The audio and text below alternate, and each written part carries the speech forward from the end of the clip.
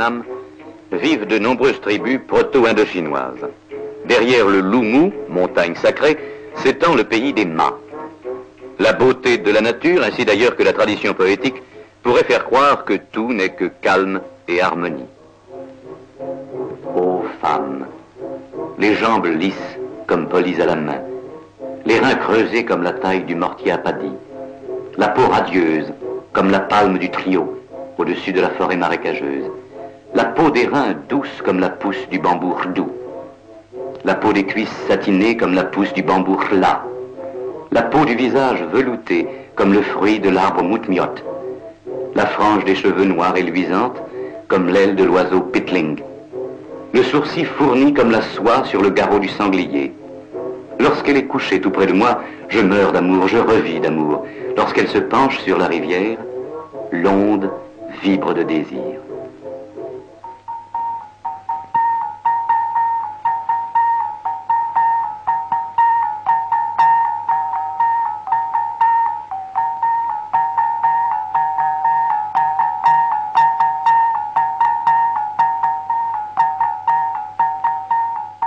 Manger est un problème constant. Les produits de la forêt sont le complément indispensable du riz, nourriture de base de ces tribus qui profitent de leur sortie journalière dans la forêt pour cueillir rotin et bambou, matériaux nécessaires à leur artisanat.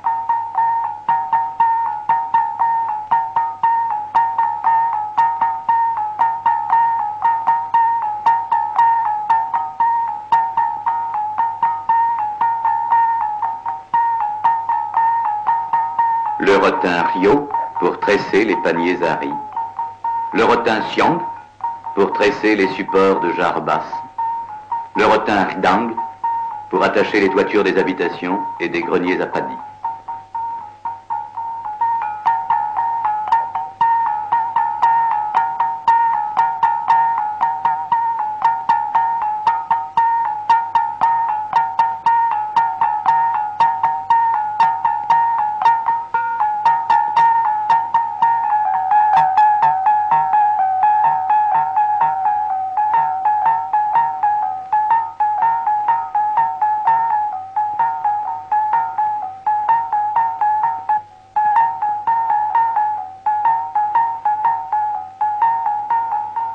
Mais l'abondance du bambou, constituant de véritables mers, et sa grande variété, permet son utilisation à des usages déterminés. Le bambou commun, encore jeune, refendu pour le parquet. Le bambou géant, bien choisi, pour les lattes transversales. Le bambou à courts entrenœuds réguliers, pour l'éclayonnage. Le bambou aux très longs entrenœuds, ne servant qu'à orner les oreilles.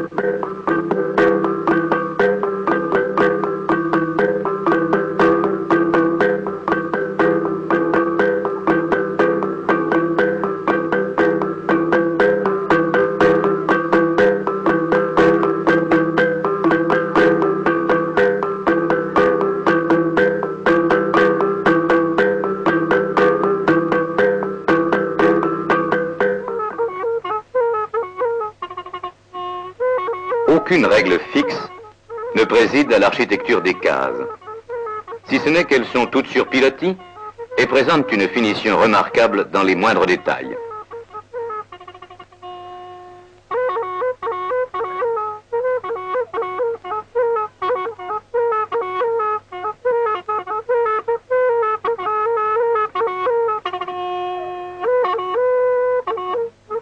Case Sré, de la vallée de la Darnia.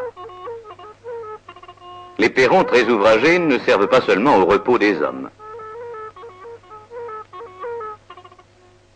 Case Ma, de la vallée de la Dadong. Case Chil, du plateau de Dalat,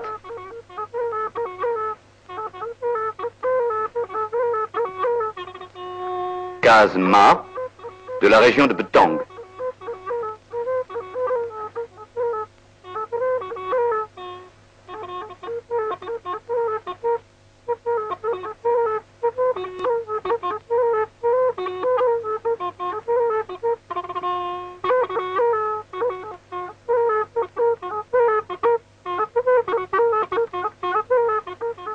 Certaines tribus riveraines du fleuve pratiquent la pêche.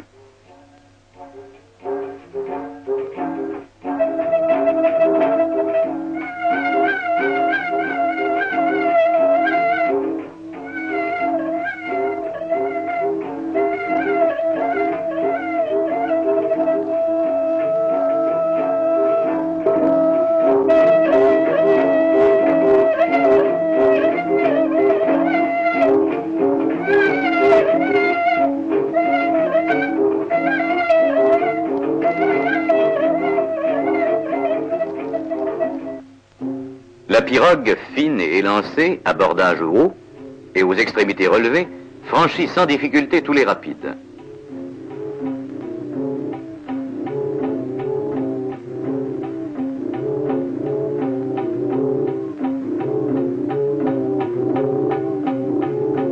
Elle sert aussi, aux basses eaux, au transfert de la terre et des cailloux utilisés pour la construction de petits barrages.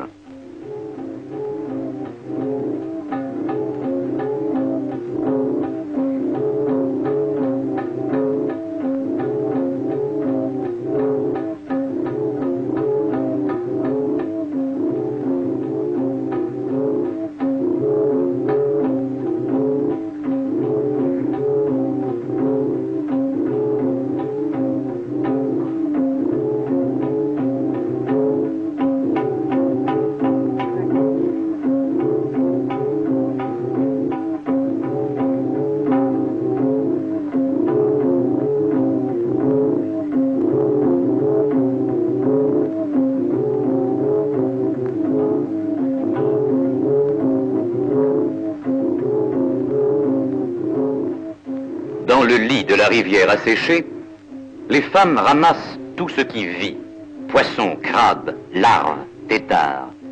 Cette recherche forcenée de la nourriture dans cet amoncellement de cailloux montre à quel point le problème de la survie se pose avec acuité.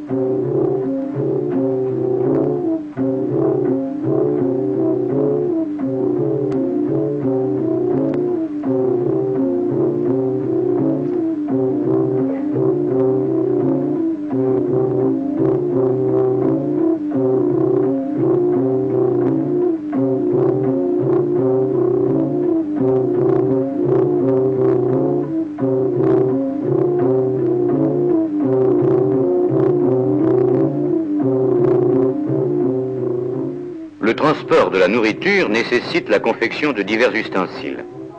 La sparterie, artisanat uniquement féminin, demande une grande habileté manuelle.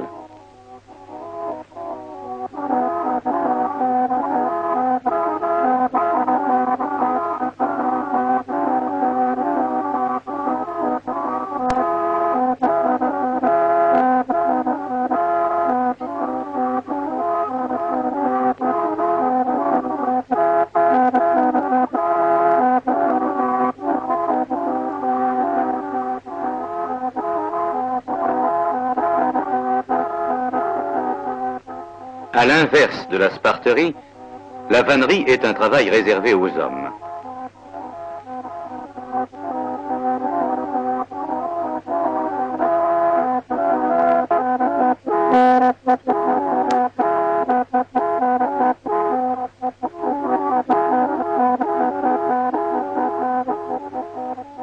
Les divers types de hottes présentent une finition et une recherche dans les détails transformant ces objets usuels en œuvres d'art.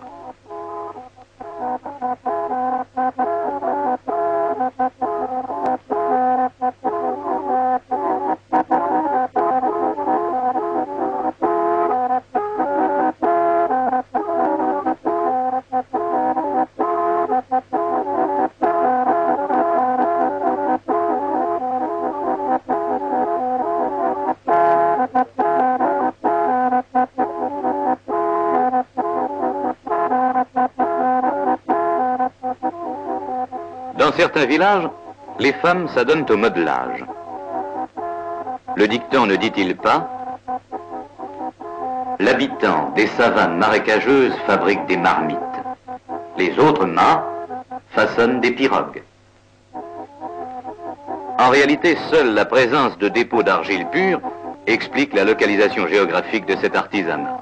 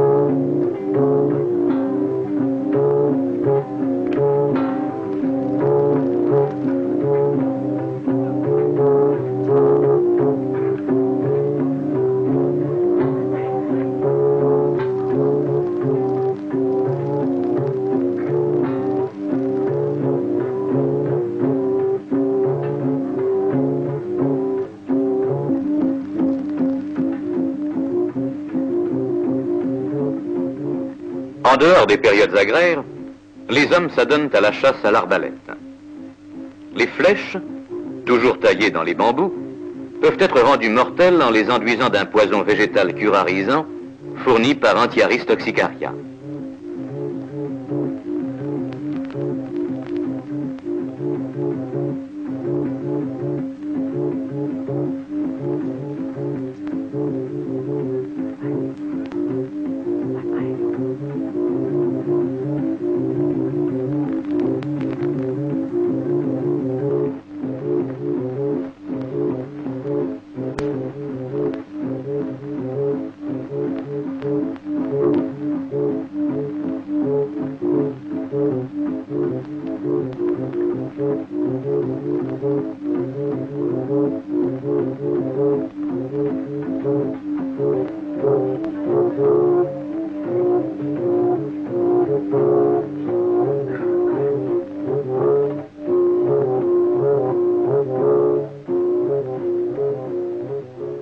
Le pays Ma est par excellence le pays du tissage.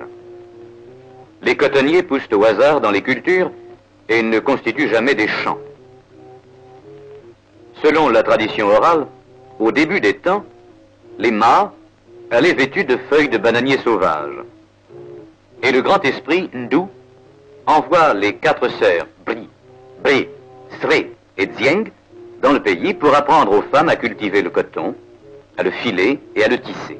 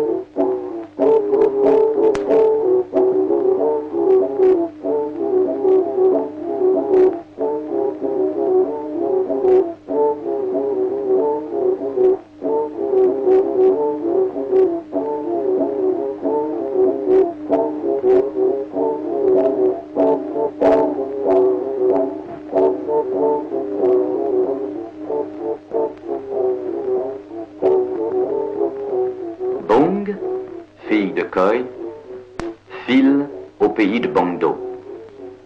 Bung, fille de Khoi, enroule le coton. Bung, fille de Khoi, étire le coton à l'aide du rouet. Elle file en une fois un fuseau de la grosseur d'une gourde. Elle enroule le coton en pelote de la grosseur d'une jarre basse.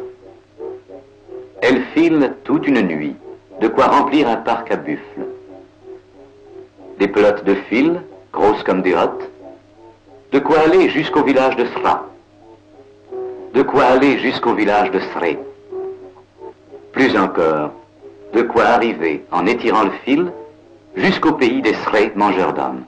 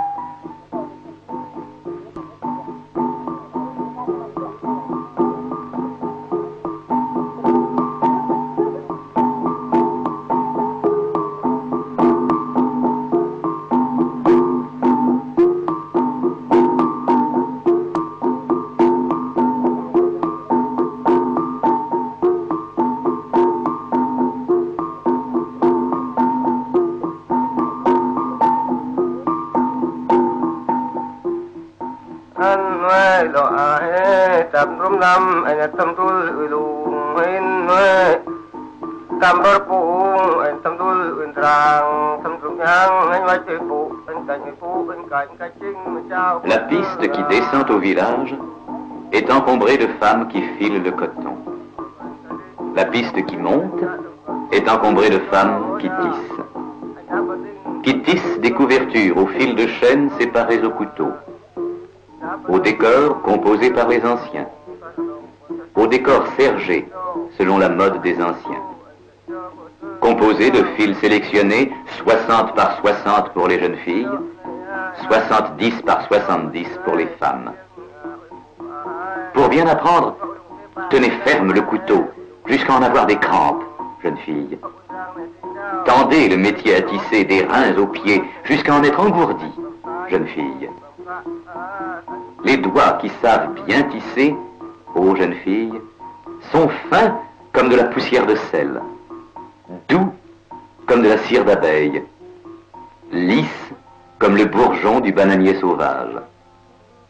Les mains qui savent tisser la trame, fil après fil, comme les feuilles mortes de l'Irvingia, tapissant le sous-bois.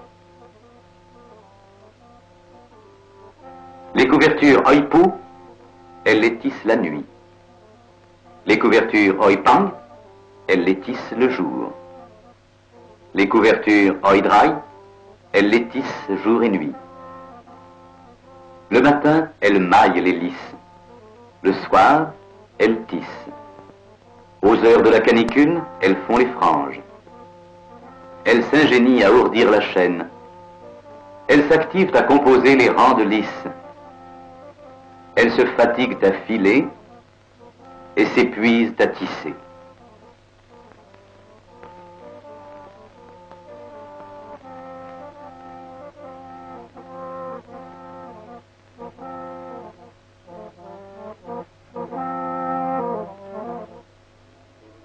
Une des techniques les plus courantes est le sergé, où les fils de trame sont irrégulièrement mêlés à la main aux fils de chaîne. Les dessins, souvent géométriques, représentent la nature végétale et animale.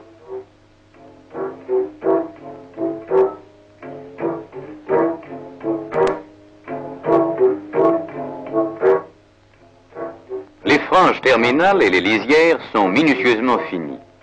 En compliquant la technique, la tisseuse peut composer des dessins par fils surajoutés indépendants de la trame. Ces motifs sont nommés de l'autre côté de la mer ou des îles du milieu de la mer.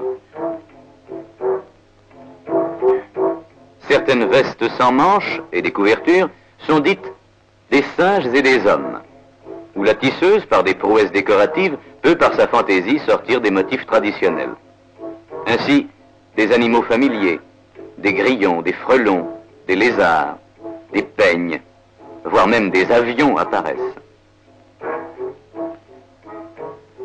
La technique la plus compliquée, où plus de 15 lisses sont utilisées, permet de composer des dessins géométriques qui sont indéfiniment répétés sur une grande largeur.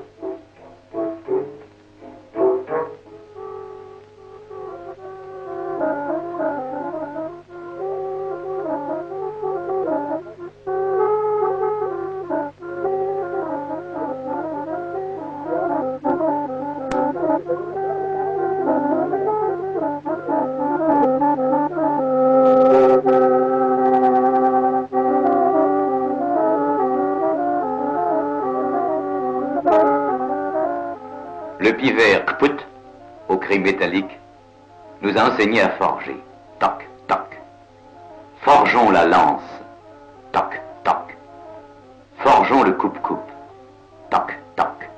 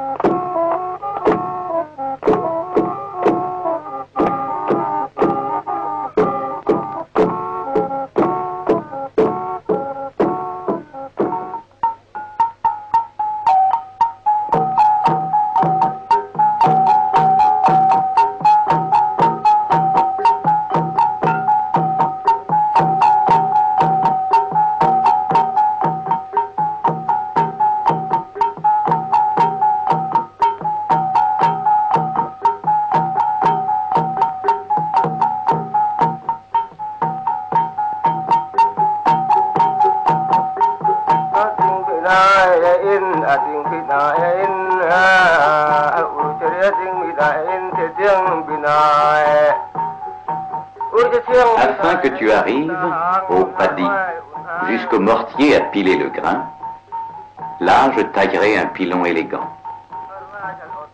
Dans le mortier taillé dans l'arbre tout, où tu seras séparé de ton enveloppe. Dans le cœur de l'arbre Kay, où tu seras secoué fermement.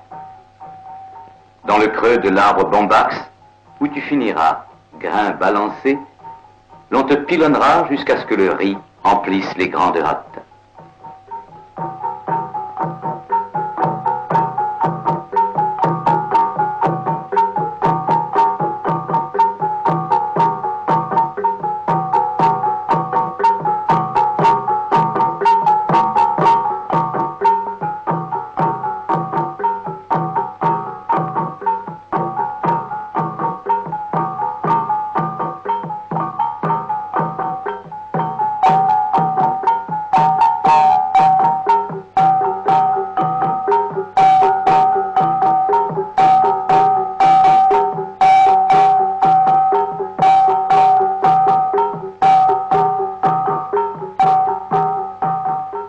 Ainsi, chaque soir, après le retour au village, un bruit rythmé s'élève. Ce sont les femmes, pilonnant le paddy, pour préparer la nourriture journalière.